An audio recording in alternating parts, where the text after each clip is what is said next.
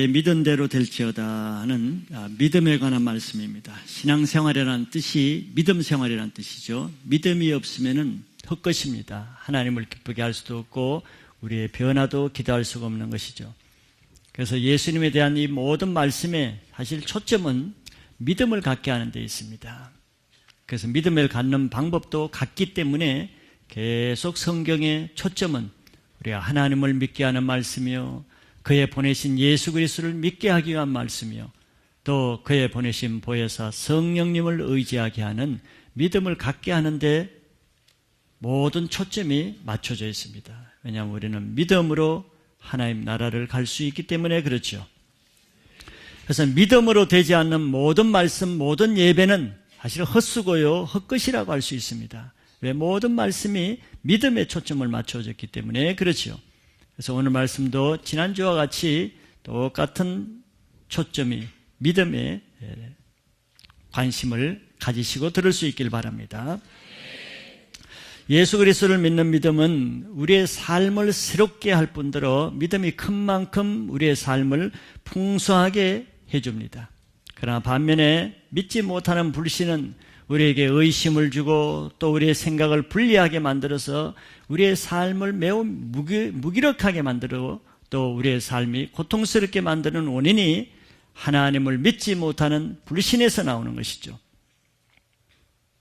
우리가 실제 삶에서도 의심하는 사람, 자기 남편을 의심하는 의처증, 의부증, 자기 아내를 의심하는 의처증 환자들, 상처를 가진 사람들, 이런 사람들에게는 아무리 진실을 말해도 그 자체를 믿지 않고 의심하죠.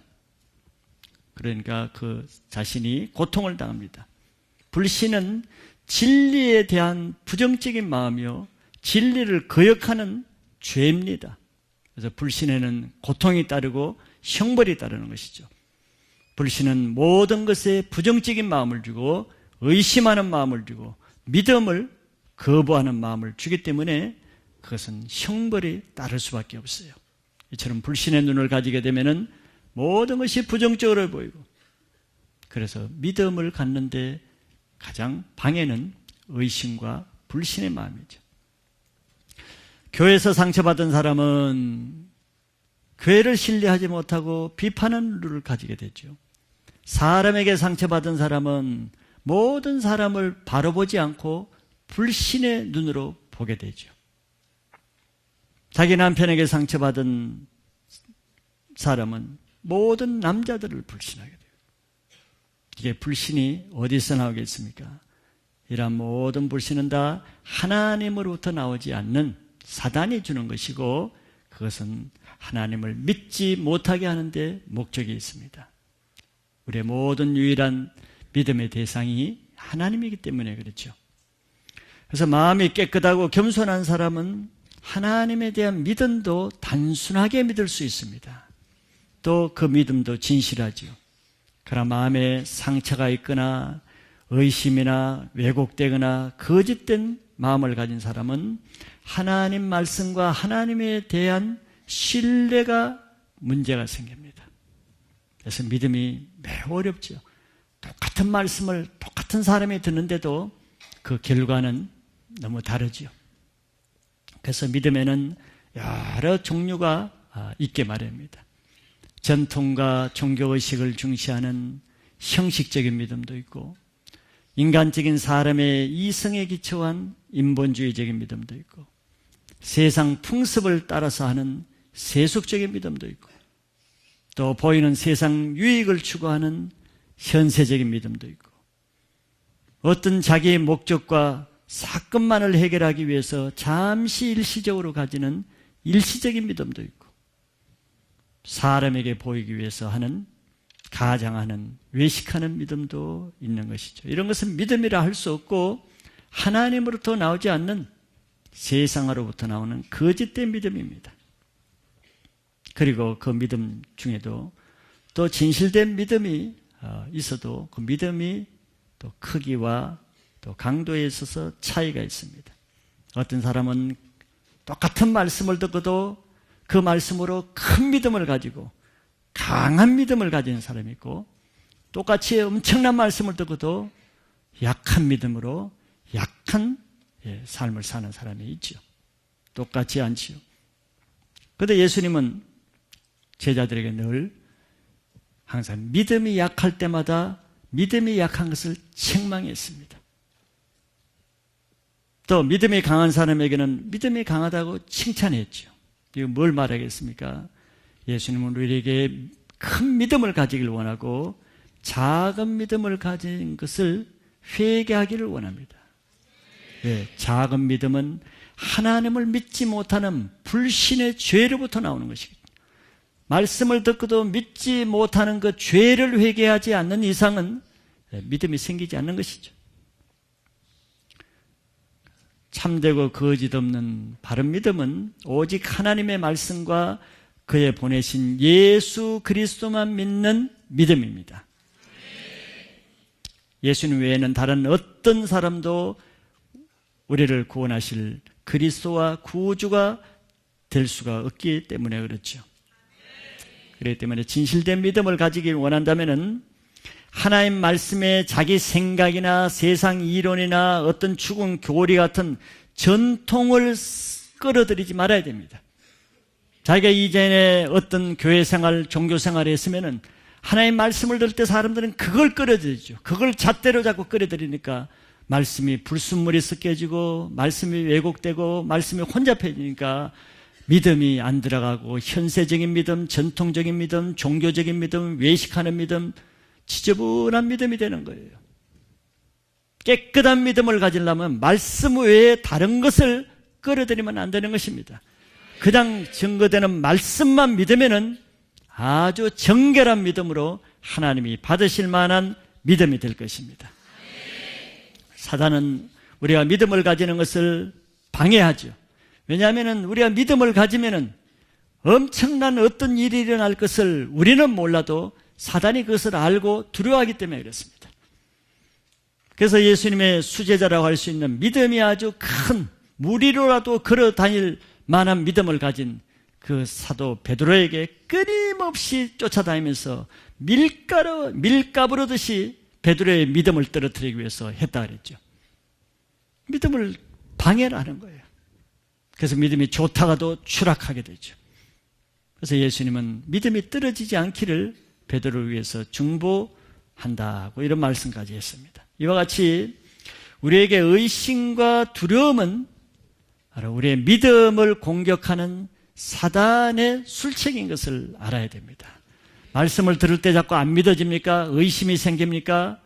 부정적인 생각이 듭니까? 이미 그 사람은 사단의 방해를 받고 있는 거죠. 거기에 그냥 노출되거나 그걸 그대로 받고 있으면은 말씀이 들려지나 다 새가 와서 쪼아버리는 것이죠. 말씀이 안 낫는 것입니다. 그 새가 마귀지요. 말씀이 들려지는 쪽쪽 다 쪼아버려요. 왜? 내가 부정적으로 의심하고 받아들이질 않으니까. 나중에 말씀이 남아있는 것이 없는 거죠. 말씀을 들으나 안 들으나 똑같이 되는 이유는 말씀을 다 쪼아버리기 때문에.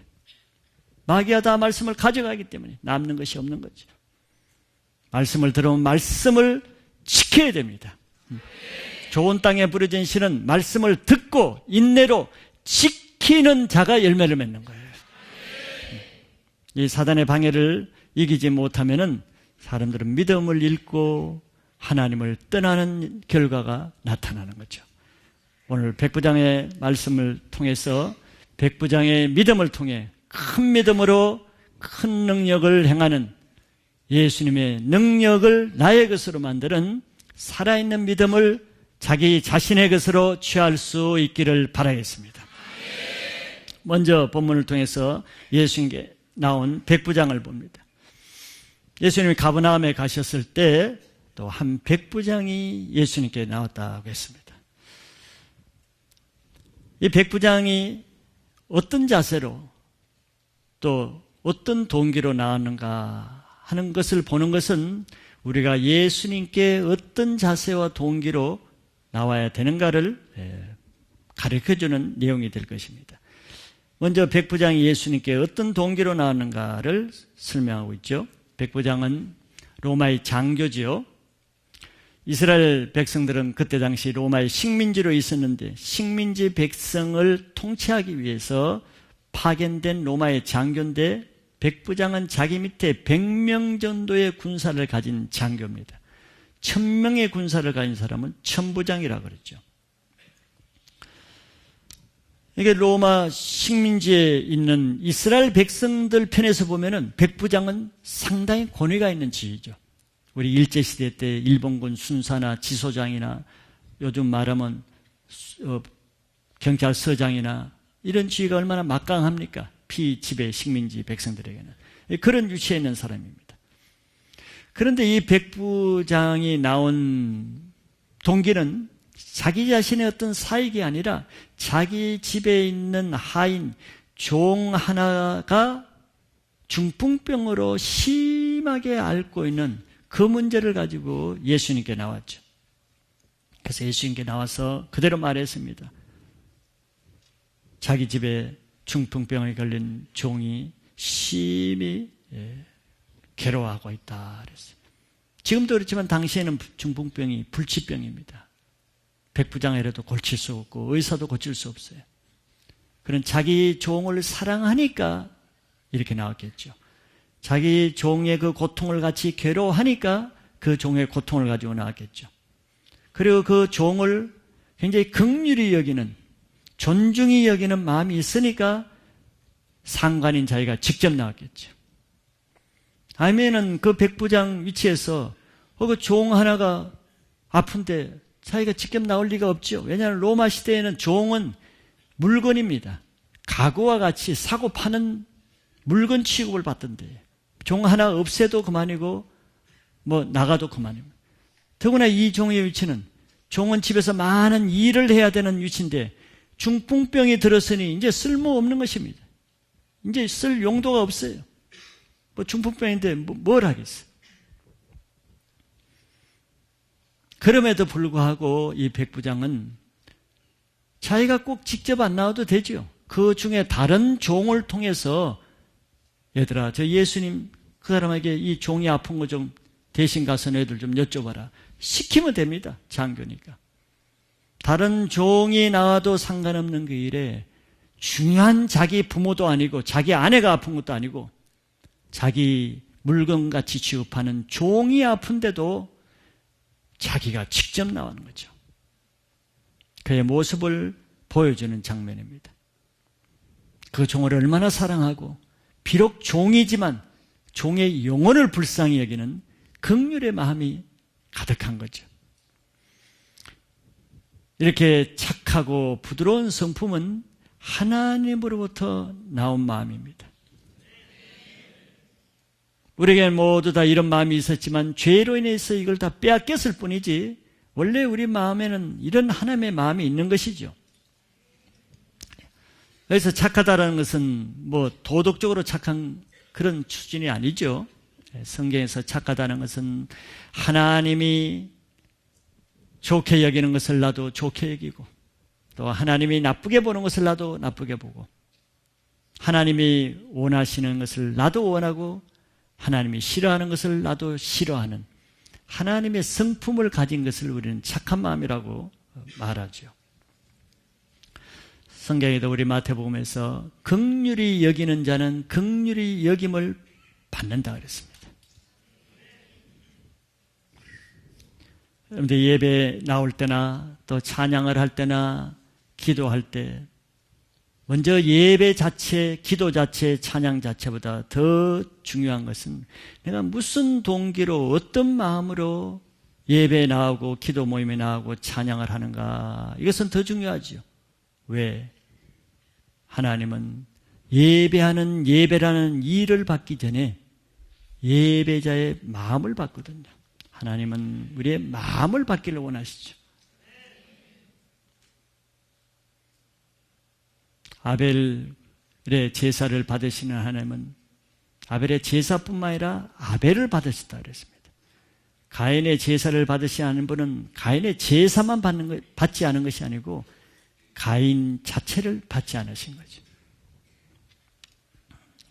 예배에 나오는 것도 중요하지만 어떤 동기와 어떤 자세로 나오는가 이것은 더 중요합니다.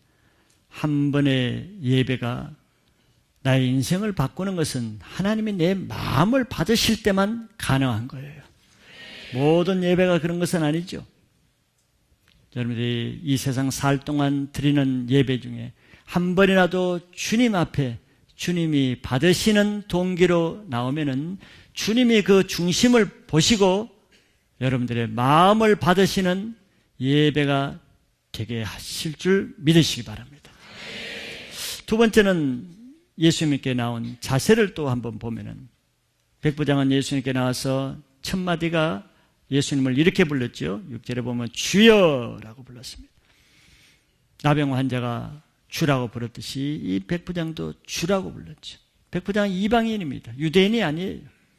그러면서도 유대인인 이 나사렛 목수의 아들인 예수를 주라고 부르고 있어요. 사실 로마 백성들은 오직 한 사람에게만 주라고 불러야 됩니다. 누구겠어요? 황제입니다. 로마 황제를 큐리오스 주라고 불러야지 황제 외에는 주라고 부를 수 없습니다. 이 백부장은 로마 군병이고 황제가 임명한 황제의 신하입니다. 그러면서도 이 로마 백부장이 예수님을 향해서 식민지 백성인 허름한 시골 목수의 아들을 향해서 주라고 부르죠. 이 자세가 틀립니다. 로마 백부장으로서는 믿음이 없으면 자존심이 상하는 것이죠. 이렇게 부르기가 쉽지 않습니다. 이것은 예수님의 권위를 인정하는 겸손한 마음을 나타내죠. 예수님의 은혜를 받을 사람은요, 이미 예수님을 대하는 마음 자세가 다르다는 것을 알아야 됩니다. 예수님을 만날 사람은요, 예수님 앞에 대하는 마음의 자세가 다른 것을 여러분들 꼭 깊이 인정하시기 바랍니다. 예배의 은혜 받을 사람은 예배에 나오는 자세가 다르다는 거예요. 말씀의 은혜를 받은 사람은 말씀을 듣는 자세가 다르다는 거예요. 찬양의 주님을 만나는 사람은 다 찬양을 드리는 자세가 다른 거예요. 뭐 예배에 똑같은 말씀 전해지잖아요. 1000명에게 똑같은 말씀 전해지잖아요. 찬양 똑같은 가사가 전해지잖아요. 근데 뭐가 달라요? 그것을 대하는 각 사람의 자세가 다를 뿐이죠. 예수는 백부장이 나올 때부터 그 중심을 다 보시는 거죠. 그래서 이 말을 듣고 주님이 7절에 이렇게 말합니다. 그래, 네 종이 그렇게 아프다면은 내가 가서 고쳐주겠다 했습니다. 고쳐주겠다. 그런데 여기서 백부장이 그것을 그대로 받아들이지 않고 8절에 다른 말을 합니다. 예수님이 자기 집에 가겠다고 하는데 거절을 하지요. 왜냐하면 예수님이 자기 집에 들어오시는 것을 감히 너무 황송해서 내가 감당할 수 없기 때문에 들어오지 못하게 하시는 거예요. 이것도 예사스러운 것은 아니죠. 2000년 전에 이스라엘 백성들은 먹고 살기가 힘들었습니다. 그러니까 맨날 백성들이 만나면 예수님께 떡 달라고 그러거든. 떡 달라고, 떡 달라고. 먹고 살기가 힘든 때예요. 그렇게 가난한 때 이스라엘 백성 입장에서 보면은 그 백부장은 굉장히 로얄 계층이죠. 신분도 그렇고 사는 것이. 이스라엘 백성들 입장에서는 그 백부장의 집에 들어간다는 것은 엄두를 못 냅니다. 그 귀족층의 그 높은 고관의 장교의 집에 한번 구경이라도 해보는 것이 아마 소원을, 그런 위치죠. 백부장의 집이라는 것은. 이스라엘 백성의 판잣집에 비하면. 남들은 가고 싶어도 못하는 그런 집인데도 백부장 자신은 내 집에 주님과 같은 이런 고귀한 분이 내 집에 들어오는 것은 나는 감히 감당할 수가 없다는 거예요. 자기는 백부장의 지위에 있으면서도 예수님을 감히 자기와 같이 초라한 이런 집에 모시는 것은 자기가 감당할 수 없다는 거예요. 어떻게 이런 말을 하겠어요? 그가 예수님을 과연 어떻게 알기에, 어떤 분으로 알기에 이렇게 말할 수 있는가를 한번 생각해 보세요. 뭐 로마 황제가 와도 자기 집에 모실 수 있는 거죠. 그러나 흔함한 두벌롯도 없는 옷을 입으신 평범한 모습의 그 예수님을 이 백부장은 아주 로마 군복을 차려입는 정장 차림에 이런 노얄계층에 있는 사람이 오히려 자기 집을 누추히 여기고 자기를 초라하게 여기는 거죠. 예수님 앞에 백부장은 자기 자신은 너무 지극히 작은 자로 실제로 여기는 거예요. 겸손이 아니고. 예수님 앞에 나가는 자세가 틀리고 이 자세는 예수님을 아는 자세가 다르기 때문에 이런 자세가 나오는 거죠. 주님은 이렇게 주님을 존귀하게 알고 주님을 존대하는 자를 주님도 그 사람을 존귀 여기신다고 말씀하죠. 우리는 주님 앞에 나올 때 왜 예배가 어떤 사람에게는 굉장히 영광스러운 예배가 될 수도 있고 어떤 사람은 지루한 예배가 될 수 있습니까?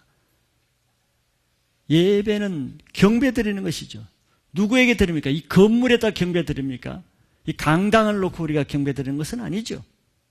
예배를 드리는 대상은 하나님이요 그의 아들 예수님이요 삼위일체 성령 하나님께 우리가 예배 드리는데 그 하나님을 내가 어떻게 대하느냐에 따라서 그 개인의 예배는 달라지겠어요. 이 백부장이 그런 것이죠. 우리는 주님께 예배하러 나올 때마다 내가 주님을 어떻게 생각하면서 여기 나오는 걸 보세요.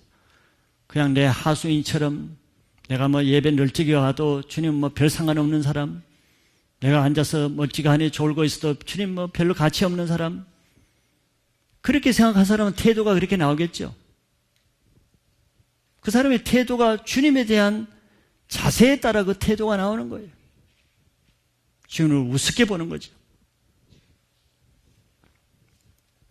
그러면 주님도 그 사람을 우습게 대하는 거예요. 우리는 주님께 나올 때마다 주님이 살아계신과 주님이 나의 왕이 되심을 인정하고 그 왕 앞에 나오는 자세로 내가 예배자로 나온다고 할 때는 내 자세가 달라지겠죠. 그러면 예배가 달라지겠죠. 그러면 주님이 나를 다르게 대하십니다. 똑같이 대하지 않아요. 여러분들 인생이 변화되기를 원한다면 먼저 예배에 나오실 때 주님에 대한 자세를 조금만 새롭게 해보시면 주님도 여러분들을 많이 새롭게 대하실 것입니다. 저 예배가 달라질 거예요. 말씀이 다르게 들려질 것입니다. 그런 예배자가 되시길 바랍니다. 이번 주보다 다음 주가 내 신앙이 좀 자라고 내 삶이 좀 더 형통하고 내 믿음이 좀 자라기를 정말 원한다 그러면은 이번 주보다 다음 주에 내가 좀 준비된 자세로 주님을 만나러 오면은 주님이 그걸 아시겠죠. 그런 나를 아시고 나를 대하시는 주님을 상대로 신앙을 하시기 바랍니다. 세 번째는 예수님에 대한 백부장의 믿음을 봅니다. 백부장은 예수님께 자기 집에 들어오는 것을 내가 감당하지 못하겠다 그러면서 뭐라고 요청을 합니까? 8절 하반절에 보면 다만 말씀으로만 하옵소서 그러면 내 하인이 낫게 삼나이다 그랬습니다. 두르지 마시고 그 자리에 집과 떨어진 그 자리에서 그냥 말씀만 하시라는 거예요. 그래도 자기는 내 하인이 나을 것을 믿는다는 것입니다. 자기 신앙을 고백하는 거죠. 놀라운 신앙을 고백하는 겁니다. 어떻게 그가 이런 말을 할 수 있겠어요? 그는 예수님의 말씀의 권세와 치유의 원리를 알고 이미 믿고 있었기 때문에 이런 말을 할 수가 있는 것이죠. 저 예수님 많은 사람들은 성경에 보면은 마가복음이나 누가복음 보면은 예수님이 저녁 때 가버나움 한 집에 가면 많은 귀신 들린 자, 병든 자를 사람들이 데려와서 예수님 앞에 만져주심을 바라고 예수님께 데려왔다 그랬어요. 만져주심을 바라고. 안수해서 좀 기도해 주려고. 또 예수님이 오시는 곳마다 자기 어머니들이 자기 아이들을 데리고 예수님께 데려왔어요. 만져주심을 바라고. 좋은 믿음이죠. 좋은 열정입니다. 병든 자가 예수님의 손 한 번 대면 나을 걸 믿는 거죠. 귀신 들린 자가 예수님의 만지면은 떠나가고, 자기 아이가 예수님의 손 한 번 대서 축복을 받으면 아이가 잘 될 것을 믿으니까 그렇게 예수님께 나온 거죠. 그런데 이 백부장의 믿음은 그 차원보다는 좀 다른 차원이죠.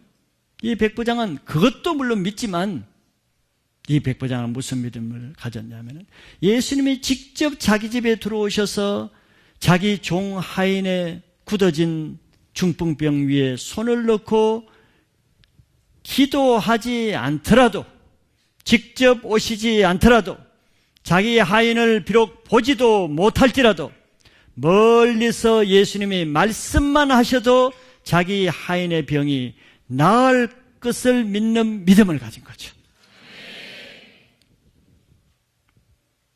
어떻게 이럴 수가 있겠어요? 그는 예수님의 말씀 자체의 능력을 믿었기 때문입니다. 여러분들 이런 믿음을 가지시길 바랍니다. 이와 같이 예수님 말씀 자체를 믿는 믿음이 가장 바른 믿음이에요. 왜? 믿음은 어디서 납니까? 믿음은 그리스도의 말씀을 들으면서 나기 때문이죠. 말씀 중심으로 믿지 않으니까 형식적인 믿음이 생기고, 말씀에 근거하지 않으니까 세속적인 믿음이 생기고, 말씀은 믿지 않으니까 외식하는 믿음이 생기고, 말씀을 무시하고 교회만 다니니까 일시적인 믿음이 생기고 짝퉁 믿음이 생기는 거죠. 말씀에 근거하지 않고 사니까 모래 위에 지은 것처럼 그 믿음이 하루아침에 무너지는 거죠. 믿음이 아니니까. 그런데 이 백부장은 말씀을 맡은 유대인이 아닙니다. 율법은 유대인에게 주어졌죠. 그러면서도 예수님의 말씀 자체의 능력을 믿은 것이죠. 어떻게 이렇게 이 놀라운 믿음을 가질 수 있었는가? 자기가 간증을 합니다. 자기가 그 이유를 9절에 말하고 있죠. 나도 남의 수하에 있는 사람이요 내 아래에도 군사가 있으니 이들어 가라 하면 가고 저들어 오라 하면 오고 내 종도로 이것을 하라 하면 하나이다. 그는 자기의 직업을 통해서 믿음의 원리를 알고, 특별히 말의 권세의 원리를 알고 있는 거죠. 그것은 백부장의 자기 권위가 어떻게 나타나는가 하는 것을 깨달은 것이죠. 우리는 권위를 여러 가지로 나타낼 수 있습니다. 1단계부터 3단계까지 여러 가지로. 가장 좀 낮은 단계의 권위는 무력으로 나타내는 거죠. 백부장이 칼을 휘둘면서 너 절로 가. 할 수 가겠죠. 또 회초리를 때리면서 너 이거 못해? 때리면은 백부장의 권위가 나타나죠. 칼로 위협하고 회초리로 매질을 하고 권위가 나타납니다. 안 할 수가 없죠. 그러나 백부장은 더 큰 권위를, 더 젠틀한 권위를 알고 있었죠. 그렇게 할 필요 없어요. 예수님께 머리 대고 나서 안수해주고 그것도 물론 권위가 나타나. 그러나 백부장은 그런 수준이 아니고 자기가 속한 100명의 부하들에게는 칼을 안 쓰고 회초리를 안 대도 내가 말로 백부장인 자기 상관인 지휘자로서 권세자로서 말로 100명에게 가라 그러면 저들이 가고 오라 그러면 오고 종도로 이걸 하라 그러면 하는 권세가 말을 통해서 나타난다는 것을 고백하고 있는 거죠. 권위를 가진 사람의 말에는 권세가 있는데 그 권세는 어디에 나타나냐? 자기 권위 아래에 있는 사람에게 나타난다는 거예요. 100명에게만. 남의 백부장 밑에 있는 100명에게 너 이거 하라 안 하죠. 권세가 안 나타나죠. 왜? 내 권위 아래 있지 않기 때문이에요.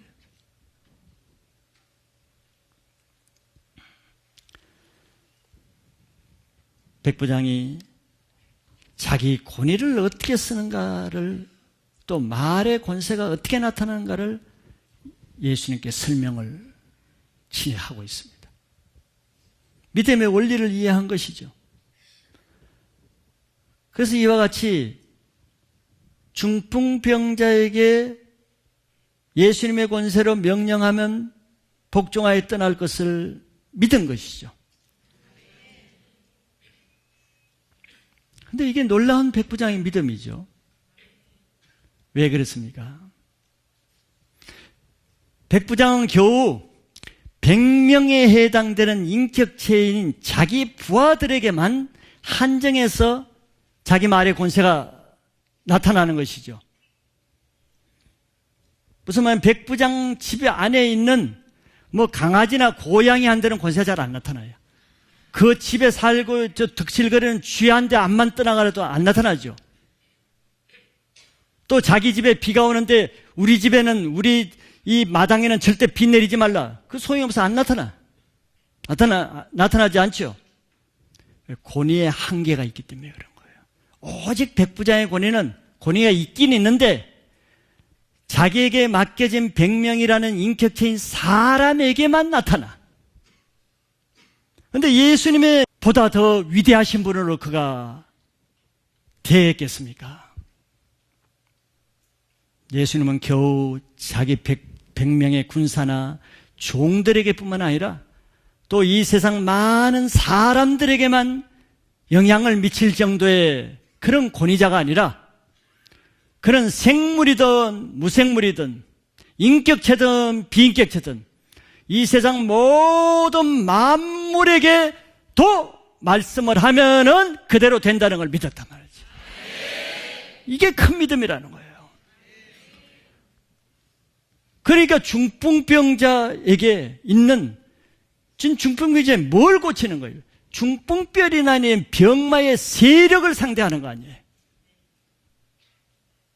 중풍병 하인이 병이 안 들었을 때는 백부장도 권세가 나타나요. 너 절로 가라 절로 가라 됐는데 병이 딱 들어버리니까 백부장의 권세가 무기력한 거죠. 아무리 야 중풍병 빨리 일어나서 저거 해, 저거 치우라고 불복종하고 가만히 있어요. 하인이 그럽니까? 아니죠. 중풍 그 하인 속에 있는 중풍병이라는 세력이 백부장의 권위를 거역하고 백부장이 그 권위를 다스릴 수가 없으니까 거역하는 거죠. 그러니까 자기는 예수님에 비하면 굉장히 초라한 것이죠. 그런데 예수님은 어떤 권세냐? 중풍병자 속에 있는 중풍병 하인뿐만 아니라 하인을 지배하고 있는 중풍병의 병 세력, 병원 근원 자체까지도 말씀의 권세가 임할 뿐이라는 것을 이 백부장은 믿었단 말이에요. 이게 얼마나 놀라운 믿음이에요. 그러니까 앞에 예수님을 만나자마자 왜 황제에게 맞붙이는 주라고 말했겠어요. 말만 그런 것이 아니라 이 백부장은 실제로 예수 그리스도께서 온 사람뿐만 아니라 천하 만물, 동물, 식물, 바다, 하늘, 심지어는 병의 세력까지도 다스리는 주관자, 통치자, 세상의 주인이 된다는 것을 백부장은 믿은 거예요. 그걸 믿으니까 그런 분이 겨우 100명을 호령하고 다스리는 자기 집에 들어온다는 것은 감당치 못하겠다는 거죠.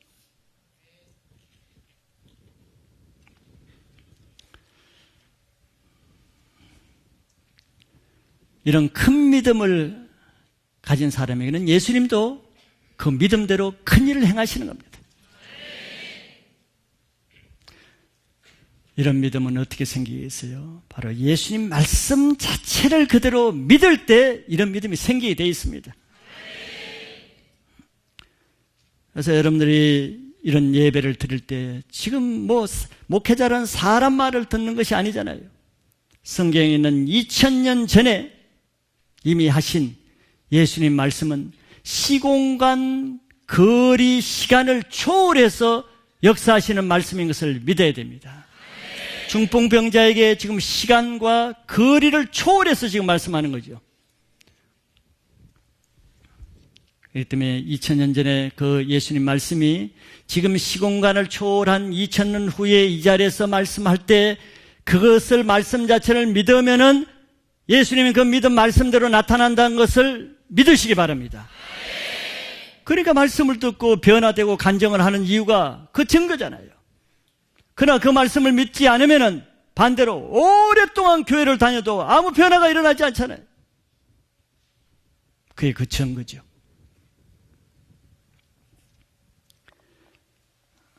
그러므로 나에게 주어지는 매주마다 아니면 매일마다 주어지는 그 말씀 자체를 믿는 신앙을 훈련받아야 됩니다. 그 훈련은 바로 말씀을 믿지 못하게 하는 불신앙과의 싸움이에요. 의심과 불신앙과 대적하는 마음과 싸워서 이길 때 믿음이 들어오는 거예요. 그래서 나에게 선포되는, 매주 선포되는 이 말씀을 믿지 못하게 하는 그 싸움을 먼저 싸워야 한 번 돌파가 일어나면은 그 다음부터 말씀이 들리기 시작해. 그걸 우리는 말씀이 영어로 들린다 그러는 거죠. 여러분들에게 그런 시즌이 바로 오늘부터 일어나길 바랍니다. 큰 두 번째는 이에 대해서 예수님의 반응을 봅니다. 예수님은 백부장의 믿음을 보시고 장차 천국에서 일어날 일에 대해서 미리 예언적인 말씀을 주고 있습니다. 첫째는 백부장에 대한 반응을 말씀하죠. 예수님은 이 백부장의 말을 듣고 놀랬다고 했습니다. 예수님은 잘 안 놀라시는 분이에요. 예수님이 하나님한테 뭐 놀래겠습니까? 놀랄 일이 뭐가 있겠어요? 성경에 주로 놀랬다는 말은 예수님이 하신 말이나 하신 능력을 보고 백성들이 주로 놀랬다 그래요. 무리들이 놀래리나 백성들이 놀래리나. 놀래는 건 우리들이 놀래는데 여기선 거꾸로 우리가 하는 일을 보고, 즉 백부장이 하는 일을 보고 예수님이 놀래버렸어요. 이거는 아주 특별한 케이스죠. 여러분들도 예수님을 좀 놀래키는 믿음을 가지시기 바랍니다. 그럼 나중에 천국에 만났을 때 아마 예수님이 너 전에 난 놀래켜서 내가 혼났다. 너지. 아마 그렇게 말할 거예요. 예수님 한번 놀래키고 천국에 가시기 바라요. 그래야 할 말이 있지. 이 백부장이 그런 사람이었어. 예수님 좀처럼 안 놀랐는데 백부장이 하는 일을 보고는 진짜 놀래버렸어.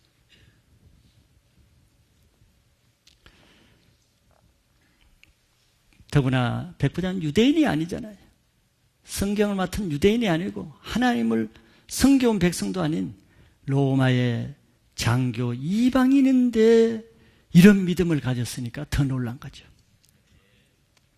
지금까지 하나님의 백성이라고 하는 정작 이스라엘 백성들은 예수님이 아무리 믿음을 찾아보려 해도 믿음을 찾아보지 못했다고 하죠. 이스라엘 중에도 이만한 믿음을 내가 보지 못했대요. 얼마나 예수님이 좀 안타까웠겠습니까? 그래서 이들을 늘 믿음 없는 세대라고 책망했습니다. 이스라엘 백성들은 하나님을 믿는다고는 항상 입버릇처럼 말하지만 정작 믿음을 가지진 않았어요. 왜냐하면 믿음은 들음에서 나는데 이들은 평생 율법을 연구하고 성경을 연구하고 성경을 듣고 공부를 많이 하는데 믿음이 안 생겨. 놀라운 일이죠. 예수님 아마 여기서 놀랐을 거예요. 이렇게 율법을 많이 연구하는데 믿음은 겨자씨 같은 믿음 하나도 없다는 거예요.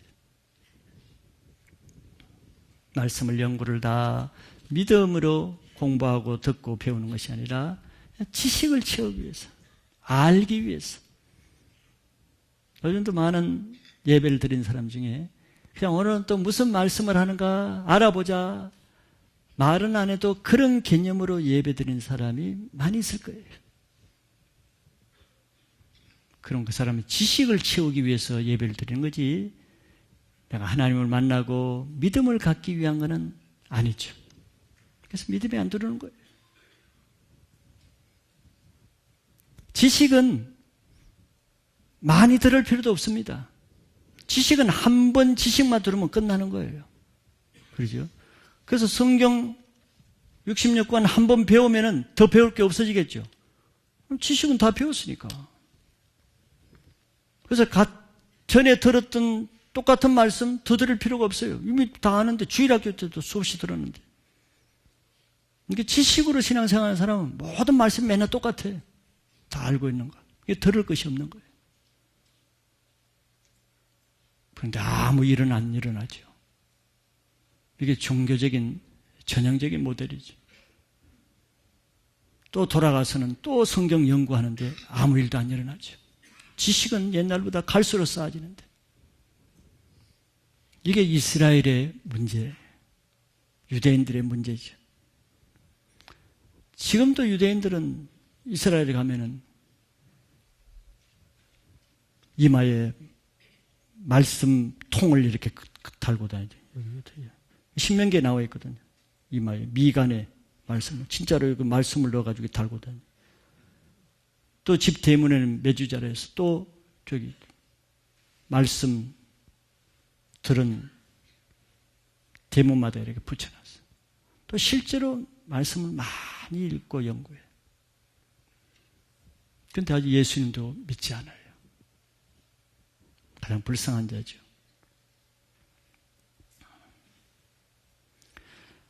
하나님의 말씀은 많이 지식으로 아는데 믿음으로 듣지 않기 때문에 믿음과는 상관없는 거지. 그런 분들은 매주 말씀 들어도 아마 똑같을 거 맨날 똑같죠. 성경은 예수님, 하나님, 성령에 대해서 말하고 믿음에 대해서 말하고 성경은 매년마다 정보 수정판이 나오지 않지요. 어릴 때 주일학교에서 배운 그 성경이 노인이 돼서 그 성경이 새로운 내용이 첨가되지 않습니다.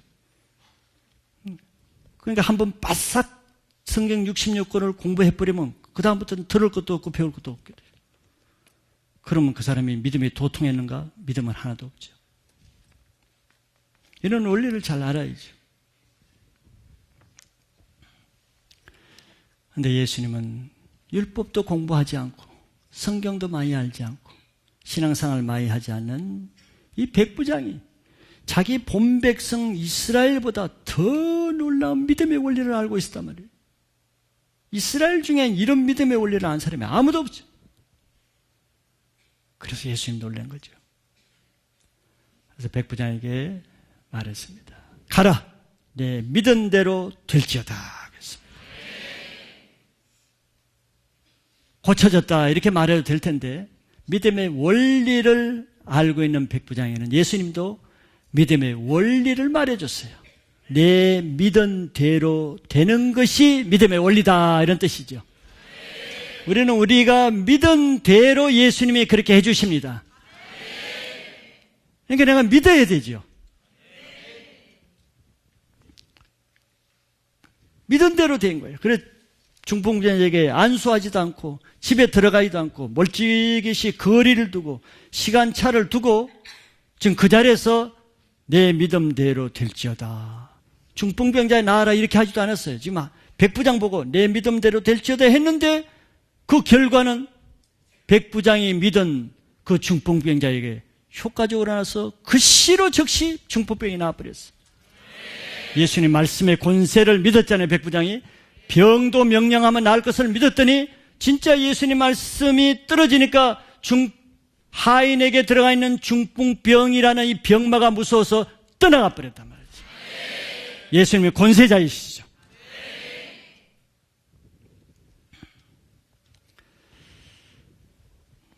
우리는 예수님의 권세를 믿어야 됩니다.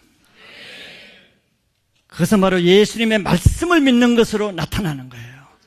예수님의 말씀을 듣고 안 믿을 것 같으면 예배는 헛거잖아요. 예배에 뭐 말씀을 전하는데 헛시간 보내고 헛 에너지 낭비하고 헛 종교생활을 할 필요가 없죠.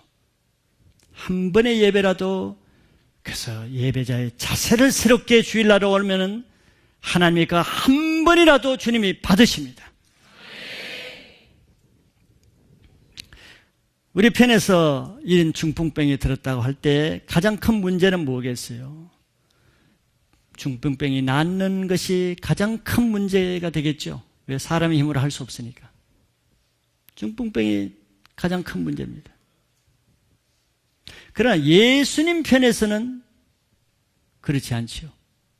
예수님 편에서 뭐 중풍병이 문제가 되겠어요? 예수님 뭐 중풍병 같으면 아유 큰일인데 이거 오늘 큰 거 만났네. 뭐 걱정하겠어요? 뭐 속으로 떨겠습니까? 예수님 문제는 그거 아닙니다. 예수님이 정말 어려워하는 문제는 그 중풍병을 가진 사람이 중풍병을 나을 만한 믿음이 그 사람에게 없는 것이 예수님의 고민이요 고통인 것이죠. 아무리 고쳐주고 싶어도 나을 만한 믿음이 없으면 예수님은 너무 어려운 것입니다. 우리의 어려운 것 반대죠. 예수님에게 병 낫게 해주는 것은 쉬운 일이에요. 별로 어려운 게 아니에요. 그것처럼 쉬운 게 있어. 말씀으로 나으라고 낫는데. 그러나 뭐가 어려워요? 이런 말씀의 권세에 예수님을 믿지 않는 그 사람의 불신, 그 사람의 마음, 그 사람의 완고함, 그 사람의 의심, 그 사람의 자세가 예수님 앞에는 너무 큰 문제예요. 그래도 우리 성도들, 우리들을 예수님이 보실 때 아유, 저 사람 저런 물질 문제 있고, 저 사람 저렇게 빚을 많이 가지고 있고, 이 사람 저런 병 가지고 있고, 자녀 문제 가지고 있고, 아이고 힘들다. 언제 다 고쳐줄까? 이런 걱정 안 하십니다. 예수님 편에서 그거 뭐 어렵겠어. 우리 편에서 어려울 뿐이지. 예수님은 어떻게 보시겠어요? 아이고 내 백성들이 저런 문제를 가지고도 믿음을 못 가지고 저렇게 어려워하고 불평하고만 있고, 저런 심각한 문제를 가지고 있으면서도 말씀이 들려지는데도 말씀을 듣지 않고 저렇게 불신하고 믿음을 안 가지고 저런 자세로 있고, 이런 것 때문에 예수님은 고통을 당하시죠. 우리의 고통 차원이 틀리죠.